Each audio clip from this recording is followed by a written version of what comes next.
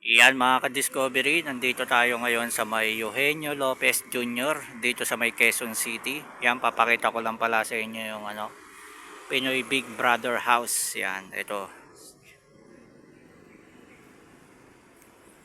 Yan, dito pala ginaganap yung Pinoy Big Brother ng ABS-CBN.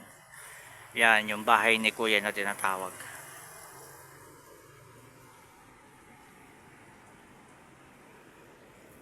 Yan, parang hindi na siya active. Ito merong tarpaulin. Aba, ayos, ABS-CBN. Tapos ito meron pang karugtog dito. Kaya medyo luma na.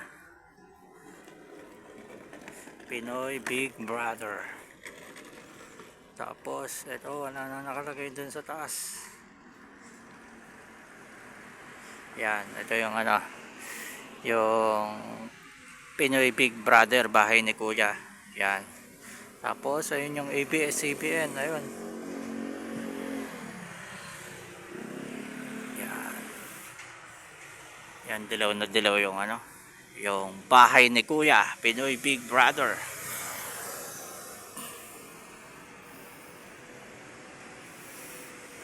Yan, dito lang yan sa may kahabaan ng Eugenio Lopez Jr.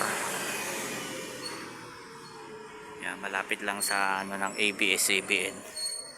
Ano kaya, active pa kaya ito? Merong gwardiya sa loob. Yan, nagbabantay. Yan, hindi na kasi ako nakakapanood ng ABS-CBN. Yan, napakaganda ng design, kulay dilaw. Tapos merong puno, may mga puno pa.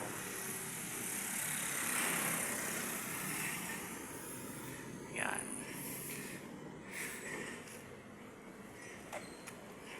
napakagandang design ng bahay. Ito parang parang naabandona na to kaya hindi na maayos yung labas, pero part siya nung Pinoy Big Brother House.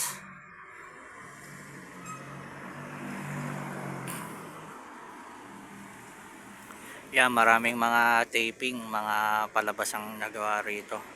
Saka maraming mga na-discover ng mga artista dito sa Pinoy Big Brother House na to.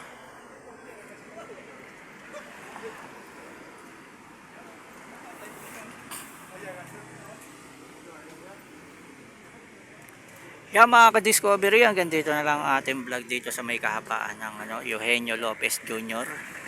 dito sa may Quezon City. Yan, hanggang dito na lang sa muli. Thank you for watching. Yan, may mga nagpapapicture.